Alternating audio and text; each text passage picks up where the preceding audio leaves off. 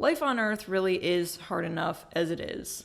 Everybody has to deal at some point with loss of a loved one. Everyone has to deal with suffering. Definitely everyone will have to deal with illness at some point in their lives. When you are young, you're told that when you have an illness, that you'll get better.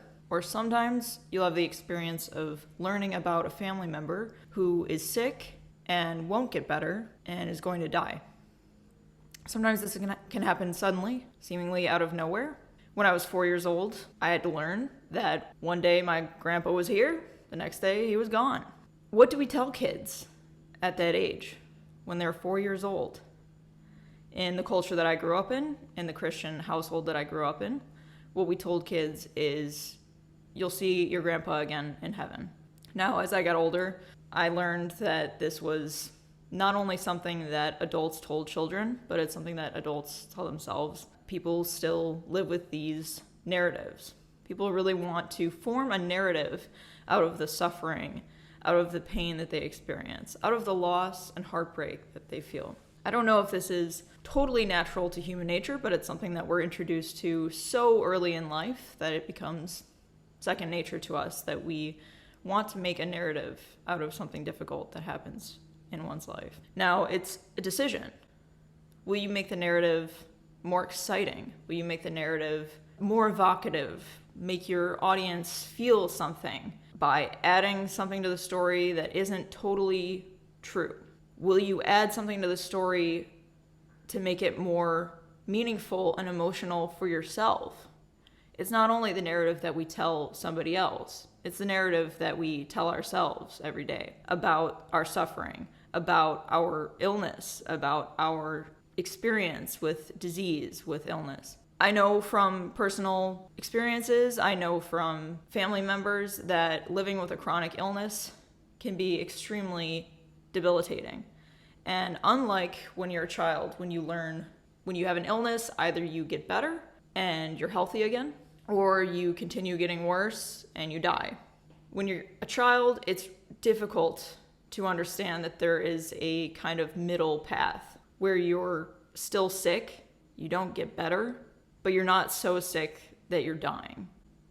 It's this middle road that a lot of people are every day experiencing. Now, when I was 23, I was learning about a plant-based diet. I learned about veganism. This was, at the time, very inspiring to me because all of these diseases that I thought were incurable, chronic, all these diseases that I thought were inheritable and genetic, they could be so much improved by a vegan diet. It seemed to be that this is the cure. This is the cure for what's ailing all of American society, at least. Obesity, diabetes, heart disease, cancers. Why wouldn't you do it? And not only were plant-based doctors promising cures to heart disease, cancers, they were also promising cures to other conditions, which on the surface you wouldn't expect.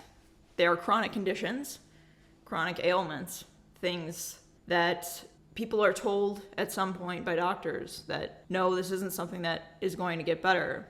It's something that you can manage. The pain, the difficulty every day, it's something that you will learn to live with. Plant-based doctors were saying, no, this is something that you can cure with a plant-based diet.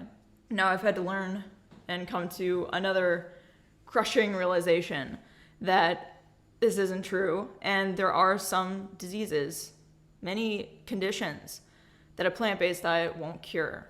There is no panacea. There is no one thing that is going to make a disease go away sometimes. What do you do? What do you do when your life is this middle path? It's not that you are going to get better. It's not that you are going to have perfect health. And it's not that you're so sick that you're going to die in a matter of years. You are going to have to live your life with this permanent condition, this chronic ailment that makes your life worse every day. There's a lot wrapped into this. It's really difficult. I think it's natural for people to look around at their peers. They're looking at other family members, looking at others and saying, why me? Why is this happening to me? The number one thing that we want to hear is that there's some purpose behind it. There's some meaning. And if there's not, we want to make it for ourselves. We want to make there be a narrative that we can live by. This is our story, right? This is what it means to have an illness and to get through it, to manage it. When I was younger, I can remember feeling multiple different ways about it. When people would say that when somebody experienced an illness or when somebody died in a tragic accident, that this is all part of God's plan. This is all trying to teach us something. There's a lesson to be learned, and God works in mysterious ways. I can remember at various times feeling comforted by this and thinking, you know what?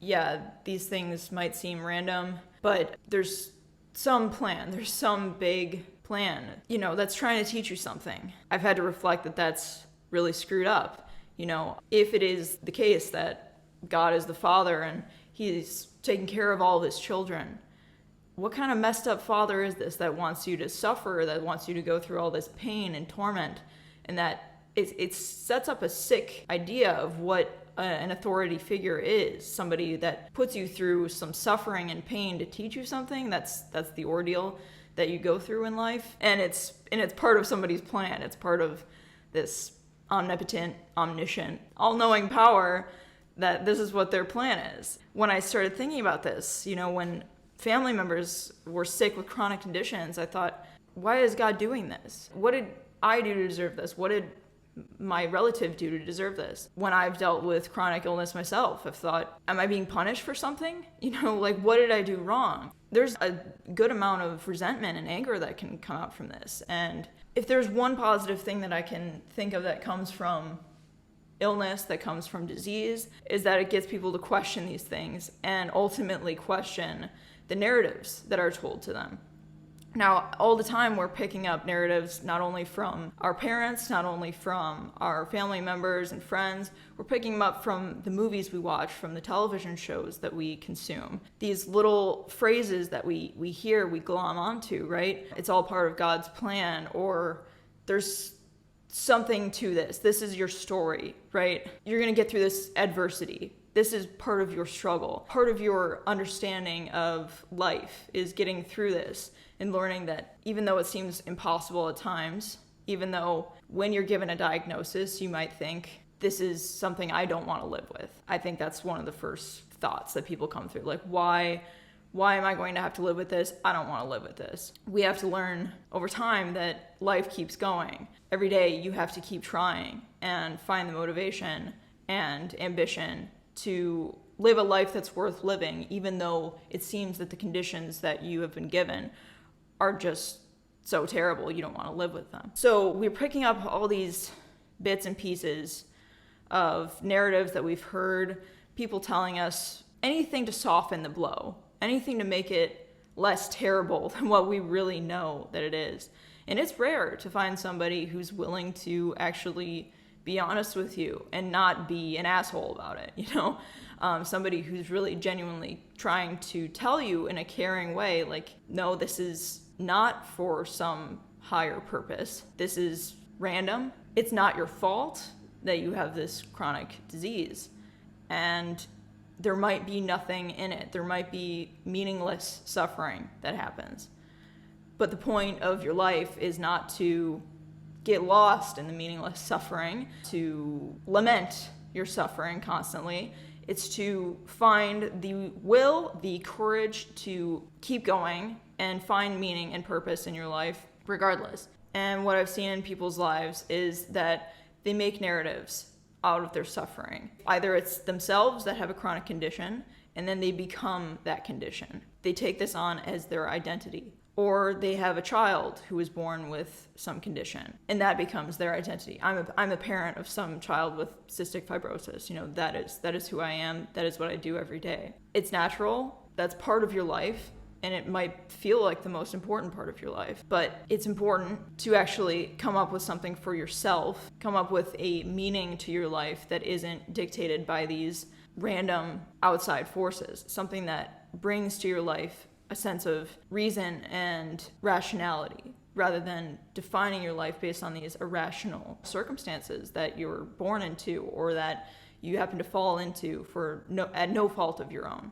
It can be really difficult, if not impossible, to be detached about one's own suffering or the suffering of a loved one. But this is very important for realizing the choice that you have in life, to be detached enough to understand how you're presenting yourself. Are you presenting yourself as a victim of the circumstances that you have? Are you presenting yourself as somebody who has this condition and that's what your life story is going to be? Or is it going to be somewhere in your identity? Is it going to be that, yes, in my past I was diagnosed with this disease, every day I live with it, but this isn't who I am. I'm not a disease, and I'm not going to be this person that defines their life off of their disease. And it's hard to form your own identity. It's hard to find what drives you, what's going to motivate you every day to try to make the world a better place. When a chronic condition is added into the mix, it almost becomes easy for people to form their own identity because they make their illness their identity. Illness can be so overwhelming. Dealing with one's own illness or dealing with a family member's illness can take up so much time in your life that it becomes your identity. This becomes who you are, rather than who you were before, a person with drive and ambition and one's own purpose and intent in life. The disease, the diagnosis that you're given, becomes your intent, becomes your purpose. More and more, everybody can choose how they present themselves online.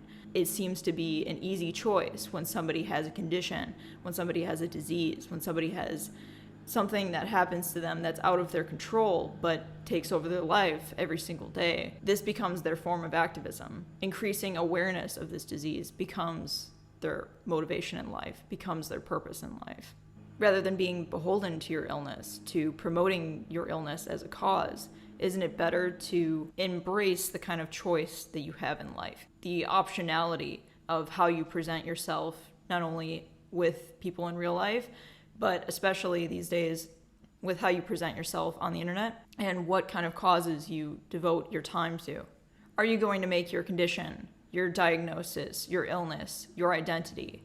Are you going to become an activist for this identity? Isn't it better to make your life about the drive and ambition you have outside of your illness rather than to make your life about that illness?